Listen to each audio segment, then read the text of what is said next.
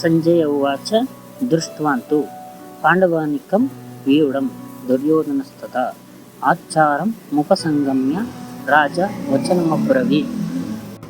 ಈ ಶ್ಲೋಕದ ಆಂತರ್ಯವನ್ನು ನಾವು ತಿಳಿಯೋಕೆ ಪ್ರಯತ್ನ ಮಾಡಿದಾಗ ಇದರಲ್ಲಿ ಒಂದು ಅನಿಕ ಅಂತ ಅಂದರೆ ಒಂದು ಅಕ್ಷೋಹಿಣಿ ಅಂತ ಅರ್ಥ.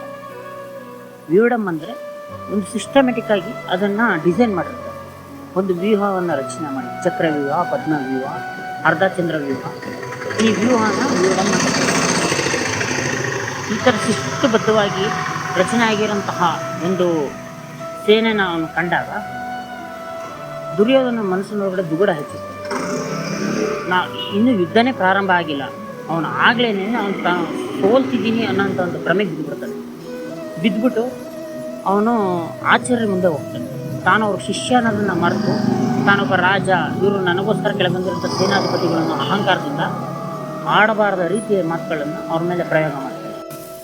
ಈ ದುರ್ಯೋಧನನ ಮನಸ್ತತ್ವವನ್ನು ನಾವು ನಮ್ಮ ಜೀವನಕ್ಕೆ ನಾವು ಒಂದ್ಸರಿ ಅಪ್ಲೈ ಮಾಡ್ಕೊಂಡು ನೋಡಿದಾಗ ನಾವು ಕೂಡ ಇದೇ ರೀತಿ ನಮಗಿನ್ನ ತುಂಬ ಒಬ್ಬ ಒಂದು ಹೆಜ್ಜೆ ಮುಂದೆ ಇದ್ದಾಗ, ಅಥವಾ ಯಾರೇ ಆಗ್ಬೋದು, ಒಬ್ಬ ದೊಡ್ಡ ಶ್ರೀಮಂತನ ನಾವು ಹೋಲಿಕೆ ಮಾಡಿ ನೋಡಿದಾಗ ನಮಗೆ ಒಳಗಡೆ ಈರ್ಷೆ ಆಗುತ್ತೆ, ನಮ್ಗೆ ಈ ಥರ ಒಳಗಡೆ ದುಗುಡ ಹೆಚ್ಚಾಗುತ್ತೆ. ಆಗ ನಾವೇನು ಮಾಡ್ತೀವಿ, ನಮ್ಮ ತಂದೆ ತಾಯಿಗಳ ಹತ್ರ ಹೋಗ್ತೀವಿ, ನಾವು ಆಡಬಾರ್ದ ರೀತಿಯಲ್ಲೆಲ್ಲ ನಾವು ಮಾತಾಡ್ತೀವಿ, ಅವ್ರ ಮನಸ್ಸನ್ನ ನಾವು ನೋವು ಮಾಡ್ತೀವಿ. ದಯವಿಟ್ಟು ಭಗವದ್ಗೀತೆ ಬರುವಂಥದ್ದು ನಮ್ಮ ಜೀವನಕ್ಕೆ ತುಂಬ ಸಂಬಂಧಿಸಿದ್ದು ಸೂಕ್ಷ್ಮ ವಿಚಾರಗಳನ್ನ ತಿಳಿಸ್ಕೊಳ್ತಾ ಹೋಗಿ. ದಯವಿಟ್ಟು ಪ್ರತಿಯೊಬ್ಬರು ತಪ್ಪದೇನೆ ಪ್ರತಿಯೊಂದು ವಿಡಿಯೋಗಳನ್ನ ನೋಡ್ತಾ ಬನ್ನಿ. ನಿಮ್ಮ ಜೀವನದಲ್ಲಿ ಆಗುವಂಥ ಬದಲಾವಣೆಯನ್ನು ಮುಂದೆ ನೀವೇ ನೋಡ್ತೀರ. ಈ ರೀತಿ ಅರ್ಜುನ, ಈ ರೀತಿ ದುರ್ಯೋಧನನ ಮನಸ್ತತ್ವ ನಮ್ಮಲ್ಲೂ ಕೂಡ ಇದೆ. ಒಬ್ಬ ಎದುರುಗಡೆ ಇರುವಂಥ ವ್ಯಕ್ತಿಯ ಒಂದು ಸಿಸ್ಟಮ್ಯಾಟಿಕ್, ಅವ್ರ ಜೀವನದಲ್ಲಿ ಅವರ ಒಂದು ಡಿಸ್ಪ್ಲೇ ಇದೆ. ನಮ್ಮನ್ನು ನೋಡಿದಾಗ ನಮ್ಮ ಜೀವನದಲ್ಲಿ ನಮ್ಗೆ ಅಳವಡಿಸ್ಕೊಳ್ಳೋಕ್ಕಾಗಲ್ಲ.